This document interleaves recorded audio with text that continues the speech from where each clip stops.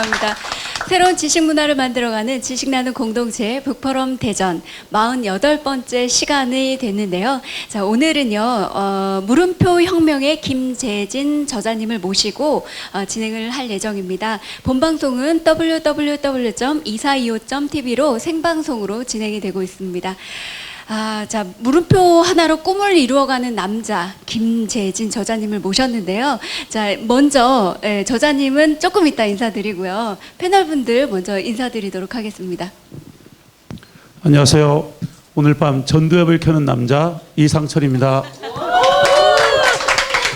네, 안녕하세요. 머리에는 물음표, 가슴에는 느낌표가 있는 여자 정은혜입니다. 환영합니다. 네, 반갑습니다. 마침표를 깨고 나와서 물음표를 만난 남자 이종희라고 합니다.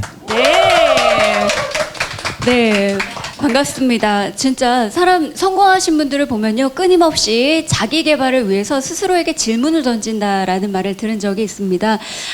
그 물음표 하나로 정말 새롭게 꿈을 만들어가고, 네, 능력을 펼치고 계신 김재진 저자님, 제가 보니까 뇌생남이 아닐까 이런 생각이 들어요. 뇌가 섹시한 남자. 자, 지금부터 만나보도록 하겠습니다. 자, 우선요, 저자님, 본인 소개도 좀 직접 해주셨으면 좋겠고요. 예. 책을 읽고 나오지 않으신 또 우리 시청자분들 그리고 방청객 여러분들께 책에 대한 소개도 좀 부탁을 드립니다. 사실 그 초등학교 교사시라는 말씀을 들었는데 네. 네, 그런 이야기도 좀 해주시면 좋을 것 같고요. 예. 네.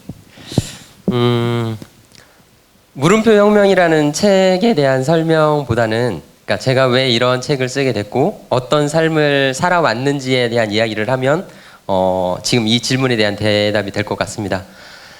현직 초등교사인데 그 전에 저는 그 행정직 공무원을 했었어요. 행정직 공무원을 하다가 내가 정말 하고 싶은 일은 뭐지? 라는 질문을 받았어요. 그 물음을 받았는데 근데 정말 하고 싶은 일이 뭔지 모르겠는 거예요. 그냥 우리나라 학교를 이렇게 학교 다니다 보면 점점 꿈을 이뤄가게 되고 그냥 점수 맞춰서 대학을 가게 되는, 그래서 저도 그렇게 점수 맞춰서 대학을 갔다가 그냥 공무원을 했던 거죠. 그러다가 이제 내가 정말 하고 싶은 일은 뭐지라는 물음을 하루도 빠짐없이 묻고 물었어요. 그게 이제 21일째가 되던 날 이제 알게 됐죠. 내가 정말 아이들을 좋아하고 초등학교 선생님이 되고 싶구나. 그래서 이런저런 이제 과정에 사표를 내고 다시 하여튼 초등교사가 됐어요.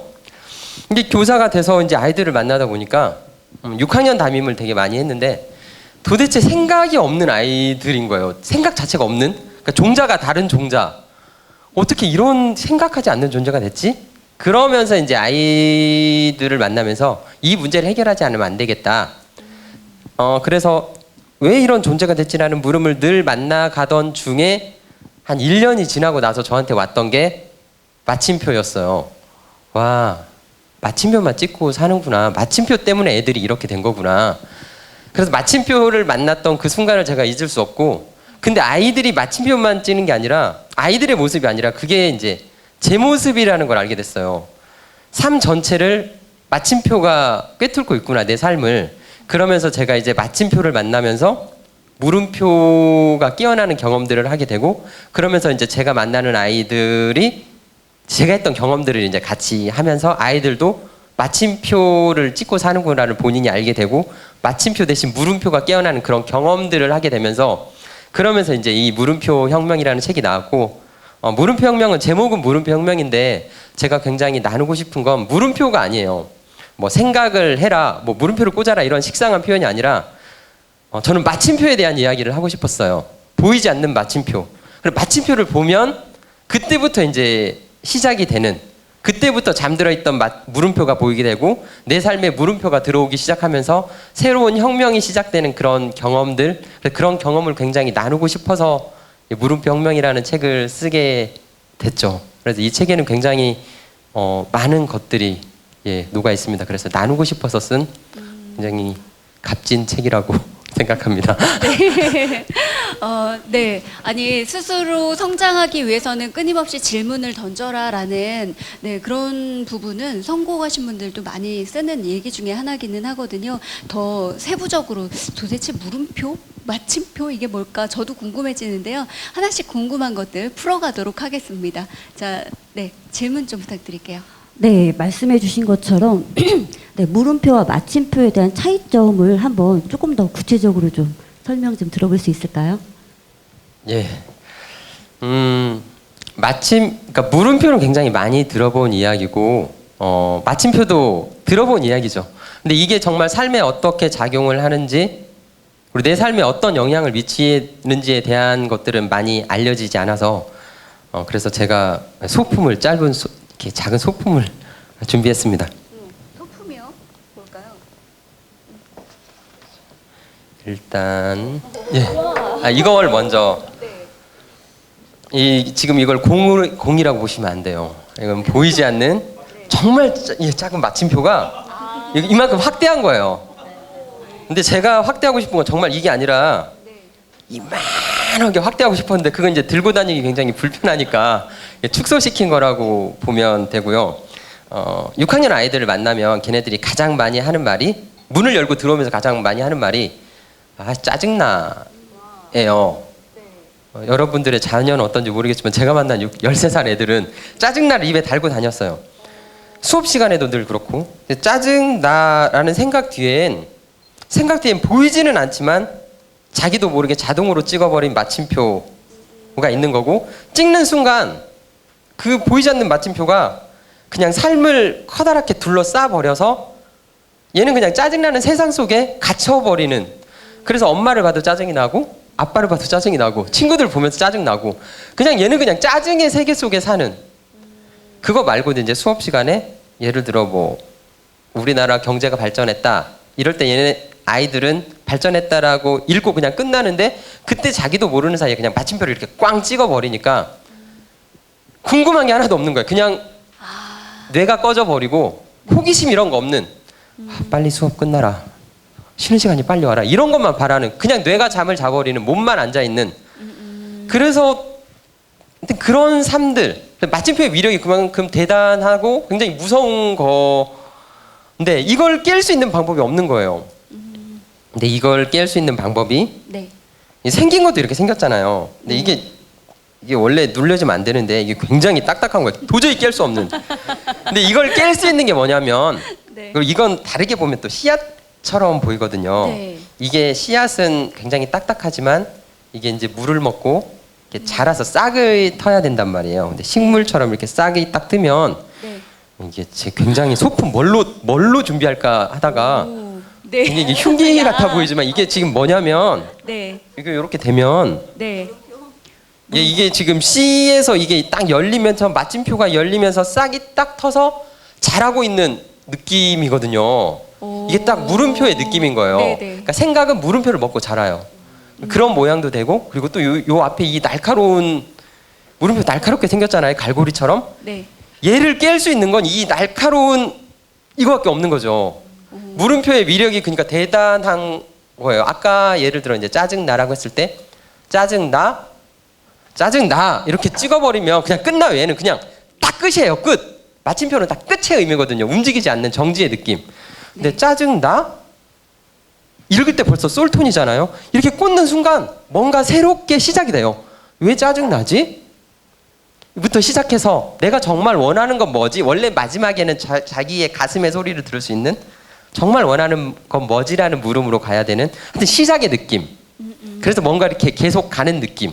뭐 경제가 발전했어. 마침 지금 끝나면 얘는 궁금한 거 하나도 없는, 전두엽이 딱 꺼져버리는. 근데 발전했어? 왜 발전한 거지? 어떻게 발전한 거지? 뭐 이렇게 시작이 되고 뭔가 이렇게 아이들의 하여튼 뇌가 켜지면서 생동 이런 게 시작되는. 그렇기 때문에 이 마침표의 위력은 굉장히 무섭고 끝인데, 근데 더 위험한 건 뭐냐면 내가 마침표를 찍어야지 라고 다짐을 할 필요가 없는, 얘는 그냥 자동인 거예요. 정말 자동. 내가 의식하지 않는 순간 마침표는 자동으로 찍혀버리는데 보이지만 않을 뿐이지 내 삶을 이미 커다랗게 지배하고 있고 그 안에 갇혀서 살 수밖에 없는, 그래서 마침표는 너무 더 위험한. 근데 이제 순간순간 알아차리고 물음표는 의식하지 않으면 꽂을 수 없어요.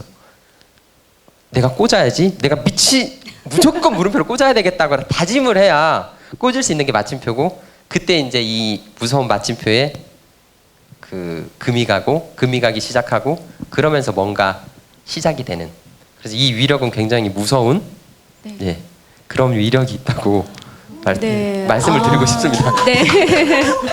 아니, 그렇다면 네. 그렇다면은 그런 씨앗이 싹틀 수 있도록 물음표를 꽂는데 우리들을 방해하는 것들이 너무 많잖아요. 그래서 네. 그 중에서 뭐 여러 가지 열거를 했는데 저자님한테는 그렇게 방해하는 것 혹시 없는지 묻고 싶었어요. 그러니까 이게 굉장히 제 책에 이제 사람이 딱 두 종류가 있구나를 알아차렸어요. 그러니까 본인이 원하는 건 아니지만 나도 모르게 머리에도 마침표, 가슴에도 마침표가 찍혀 있는, 그냥 마침표가 찍혀 있는 마침표 종이 있고, 거의 뭐 99%인 것 같아요. 제가 봤을 땐 머리엔 물음표, 가슴에는 느낌표가 살아 숨쉬는 그런 물음표 종이 있구나라는 걸 알아차렸는데, 이 사회 구조가 마침표 종을 만드는 시스템으로 움직이더라고요. 제가 초등 교사니까 아이들을 만나지만 학교 시스템과 교육 시스템도 그런 아이들을 만들어내는 건 거예요. 그래서 방해하는 게 굉장히 많아요. 개인적으로 막는 것도 있고 사회 구조적으로 시스템으로 막는 것도 있어서 그 두 가지 차원을 솔직히 다 봐야 되는데, 제가 말한 물음표 혁명은 사회 구조까지는 못 다뤘어요. 개인에 대한 부분. 근데 제가 봤을 때 막는 부분은 뭐냐면, 개인적인 차원에서 늘 순간순간 자동으로 찍는 마침표, 그러니까 본인이 알아차리는 방법밖에 없고 알아차리는 데서 시작을 해요. 아, 마침표를 찍고 있구나. 마침표를 보는 것에서 출발이 된다고 생각해요. 마침표를 보는 순간 물음표를 만날 수 있고 물음표가 깨어나기 시작하니까. 그래서 그렇게 이제 개인 차원에서는 본인이 알아차리는 게 중요한 것 같고요. 사회 구조적인 차원에서는 이제 굉장히 많은데, 제가 이제 학교에서 만나는 것 같은 경우엔 예를 들어 이제 수업 시간에 국어 시간이라고 했을 때 교과서가 있어요. 그 오늘 해야 될 분량이 이렇게 있는데 주제가 뭐 글에서 말하는 주장하는 게 무엇이냐라는 게 있고 이제 그 제재가 있는 거예요. 근데 굉장히 글도 재미가 없고 40분의 수업을 할 때 아이들은 호기심을 잃을 수밖에 없는 뭐 그런 스타일로 돼 있어요. 그러면 저는 이 국어 시간에 아이들을 데리고 도서관을 가고 싶어요. 도서관을 가서 이렇게 더 아이들과 더 다양한 다른 제재를 읽고 그렇게 같이 나누고 싶은데 그렇게 할 수가 없는 거예요. 그렇게 하면 아이들의 물음표가 깨어나고 이렇게 얘를 만날 수 있는데, 이런 걸 이렇게 만날 수 있는데, 이걸 만나게 해주면 무슨 문제가 있냐면, 예를 들어 제가 이제 9반까지 있단 말이에요. 그러면은 이 국어 내용을 가지고 아이들을 평가를 해서 시험을 내야 돼요. 근데 이제 시험 문제를 다 이 교과서를 가지고 내니까 아이들도 불안해하고 무엇보다도 또 부모님도 불안해하세요. 그리고 저도 이렇게 할 수 없는 그런 부분들이 굉장히 많은 거예요. 정말 아이들을 위해서는 내가 아이들 도서관을 데려가서 교과서랑 아닌 것을 해야 되는데, 그렇게 하면 이 시스템적으로 다른 반의 피해 뭐 이런 학교에 대한 이런 눈치를 볼 수밖에 없는, 학교 시스템의 눈치를 볼 수밖에 없는, 그래서 그런 부분들이 굉장히 이렇게 저를 맡고 있는, 구조적으로 맡고 있는 그런 문제예요. 그래서 네, 그런 고민들이 있죠. 네. 그러면 그런 것들을 어찌됐든 깨고 또 나와야지 되는 거잖아요. 예. 그런 뭐 이제 막 가로막히는 시스템들이 있다 할 때 깨고 예. 나오지 못하면 또 제자리뿐이는 안 되는 거거든요. 그럴 때 어떻게 해야지 될까요? 그래서 저는 이제 네. 저희 반 아이들한테만 물음표 노트라는 걸 저희 반 애들은 해요. 그러니까 네. 숙제가 저희는 물음표 노트를 써오는 거예요. 네. 물론 이제 갑자기 애들한테 야 이거 써와 하면 안 되니까 네. 노트는 제가 다 사요. 다 사서 한 권씩 다 뿌리고, 그 전에 저는 그 칠판에 교사 칠판 편지를 쓰거든요, 아이들한테. 퇴근하기 전에 쓰거나 아니면 아침 일찍, 저는 이렇게 출근을 굉장히 일찍 하기 때문에 써요, 제가 하고 싶은 말을. 근데 그때는 이제 마침표에 대한 이야기, 물음표에 대한 이야기들을 이제 해서 이제 니네 마침표가 굉장히 삶을 지배하고 있다, 이런 것들 애들이 알아차리도록 한 1, 2주 정도 작업을 한 다음에 이제 제가 했던 걸 보니까 한 1단계부터 4단계까지 이렇게 있었거든요. 애들한테 이제 천천히 물음표가 천천히 깨어나는 작업부터 그렇게 아이들한테 했어요. 그럼 처음에 아이들은 저한테는 안 들리지만 제가 알죠. 해요. 18입니다. 네, 18 막 해요. 왜 우리는 야. 이런 걸 하냐. 근데 이 숙제가 굉장히 어려워요. 이게 막 베끼거나 하는 게 아니라 자기가 직접 이 전두엽이 켜져야 할 수 있는 숙제라. 네. 근데 이게 하다 보면 애들이 이제 알아차려요. 내가 생각을 안 하고 살았는데 생각을 하게 되는구나. 물음표가 커지는구나.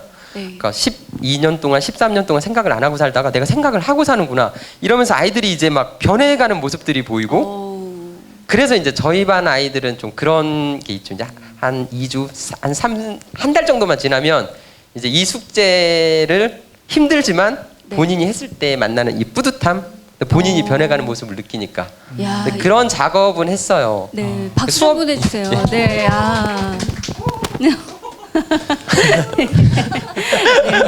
제가 인터넷 방송이기 네. 때문에 가능한 언어들도 나오고 있습니다. 네, 놀랍네요.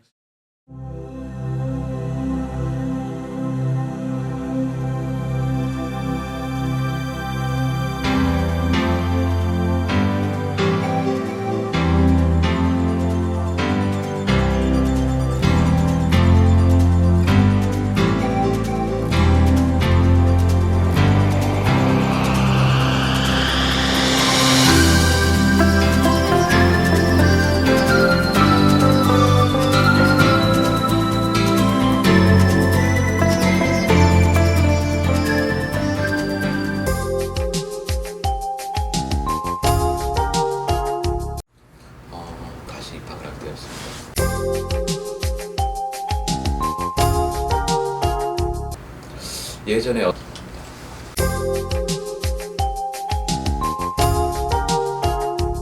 어떤 수박이 많이 먹고, 이게 한의학에서 말하는 치미병, 미리 병을 예방하고 치료하는 원리.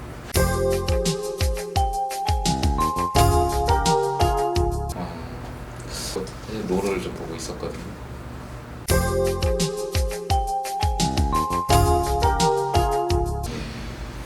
제가 마음이었습니다.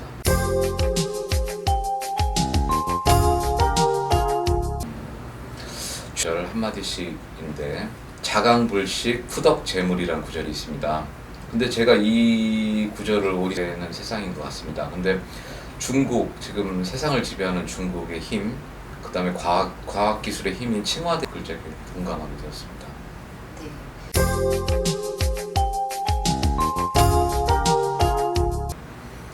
세상 일에 부딪힐 때 자전 큰 도움이 되었다고 생각합니다.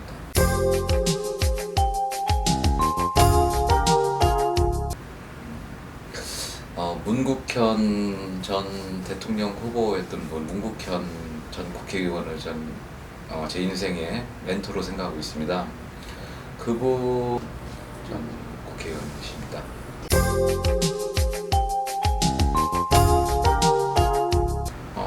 제가 한의사로서 그런 방향으로 나가고 싶습니다.